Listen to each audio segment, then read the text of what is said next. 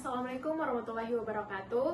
Sebelumnya, perkenalkan saya Suci Nur Hidayati dengan NIM 220304501098 dari kelas H, Program Studi Administrasi Kesehatan.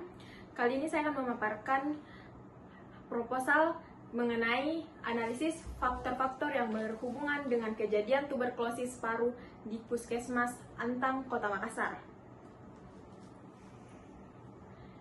Adapun pada bab 1 yaitu pendahuluan terdapat latar belakang, rumusan masalah, tujuan penelitian, manfaat penelitian. Untuk latar belakang masalah yaitu di mana tuberkulosis merupakan penyakit menular dengan kasus tinggi di dunia. Berdasarkan WHO sebanyak 1,25 juta orang meninggal dikarenakan terkena TB pada tahun 2023. Secara global, tuberkulosis berpotensi kembali menjadi penyebab utama kematian akibat infeksi setelah selama 3 tahun posisinya digantikan oleh COVID-19. Sulawesi Selatan menjadi provinsi ke-7 dengan jumlah kasus TB tertinggi mencapai 29.481 kasus TB paru. Menurut laporan dari Dinas Kesehatan Kota Makassar, Puskesmas Antang merupakan salah satu puskesmas dengan jumlah kasus TB paru yang selalu tinggi. Dari Januari hingga Mei 2024, tercatat ada 49 kasus TB paru di wilayah Puskesmas Antang.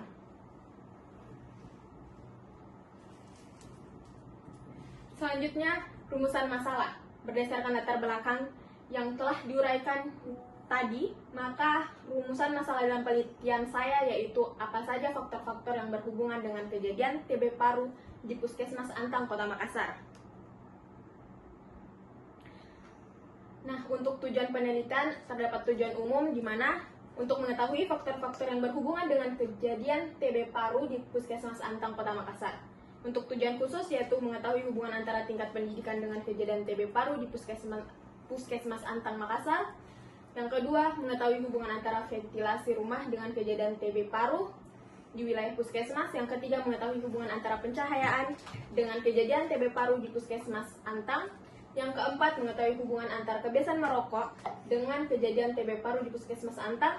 Dan yang kelima, mengetahui hubungan antara kepadatan hunian dengan kejadian TB paru di Puskesmas Antang. Adapun manfaat penelitian ini yaitu di mana manfaat teoritisnya bisa menambah dan memperluas pengetahuan dalam bidang kesehatan khususnya mengenai faktor-faktor yang berkaitan dengan kejadian TB paru, di mana juga bisa menjadi referensi dan bagi penelitian-penelitian selanjutnya yang ingin membahas topik serupa dengan konteks wilayah atau variabel yang berbeda. Nah, untuk manfaat praktisnya di mana sebagai masukan dalam menyusun strategi kesehatan masyarakat yang lebih tepat sasaran untuk mengurai angka kejadian TB. Yang kedua, sebagai informasi yang lebih jelas bagi tenaga kesehatan mengenai faktor-faktor risiko yang perlu diperhatikan dalam pelayanan kesehatan. Yang ketiga, menyadarkan masyarakat tentang faktor-faktor risiko yang dapat menyebabkan TB sehingga melakukan langkah pencegahan. Yang keempat, sebagai rekomendasi kepada Dinas Kesehatan Kota Makassar dalam menyusun kebijakan strategis. Kemudian pada bagian tinjauan pustaka terdapat kajian teori, kerangka konsep, dan hipotesis. Yang pertama, kajian teori. Di sini saya mengkajikan definisi tuberkulosis, etiologi tuberkulosis paru, riwayat alamiah penyakit tuberkulosis paru, diagnosis tuberkulosis paru, cara penularan tuberkulosis paru, pencegahan dan pengobatan tuberkulosis paru. Dalam kerangka teori pula saya tampilkan di mana terdapat faktor-faktor yang mempengaruhi kejadian tuberkulosis, mulai dari pengaruh lingkungan fisik rumah, faktor lingkungan biologis, faktor lingkungan sosial, dan faktor individu. Yang mana kerangka teori ini bersumber dari Sukidjo Nototmojo pada tahun 2010, Keputusan Menteri Kesehatan Sujaji Keman 2005, dan Departemen Kesehatan RI 2011.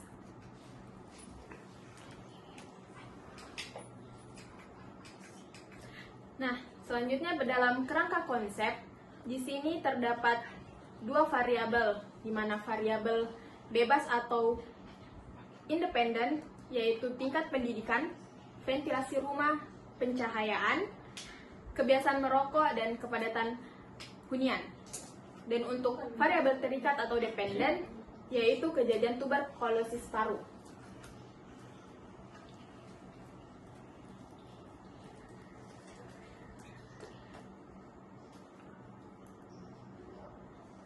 Adapun hipotesis pada penelitian saya di mana jika H0 ditolak artinya terdapat hubungan.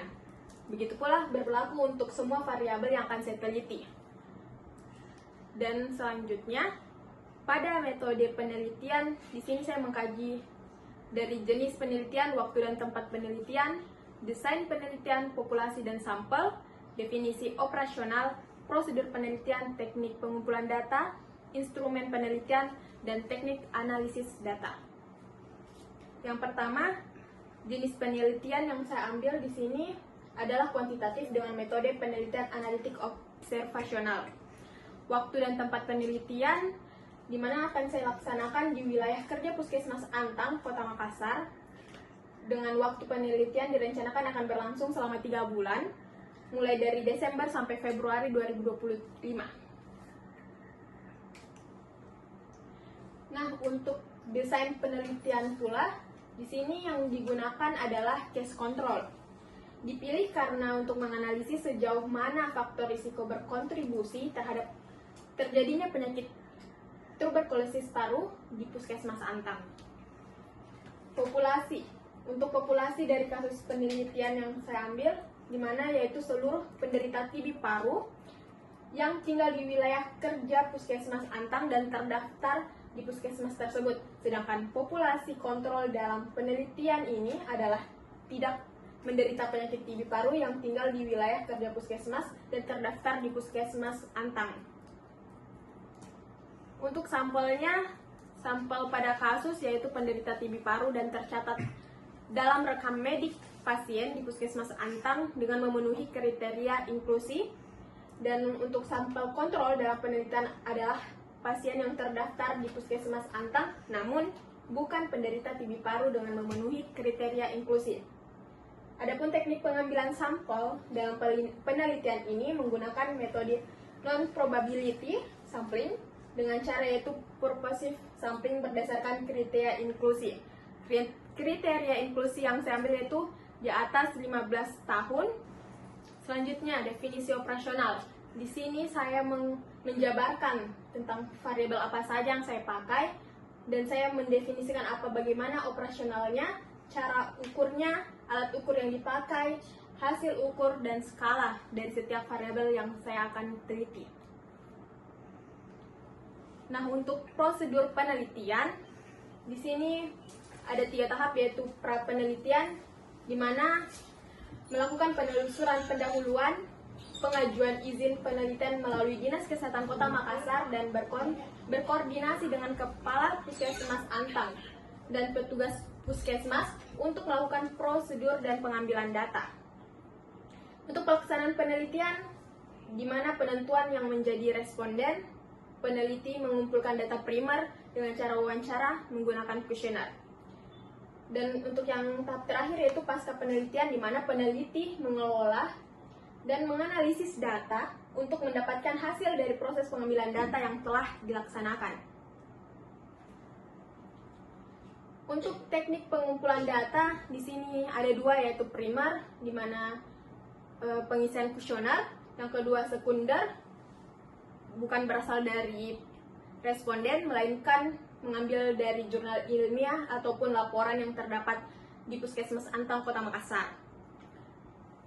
Untuk instrumen penelitian, dalam penelitian ini saya menggunakan alat yaitu kuesioner. Kuesioner dalam penelitian ini mencakup pertanyaan-pertanyaan yang berkaitan dengan variabel-variabel yang akan diteliti. Dan terakhir teknis analisis data, di mana proses analisis data dilakukan dengan menggunakan SPSS. Analisis yang digunakan juga yaitu analisis bivariat dengan melakukan uji Chi-square yang bertujuan untuk melihat apakah ada hubungan yang bermakna antara variabel bebas dan variabel terikat. Baiklah, demikian presentasi dari saya. Saya tutup. Wassalamualaikum warahmatullahi wabarakatuh.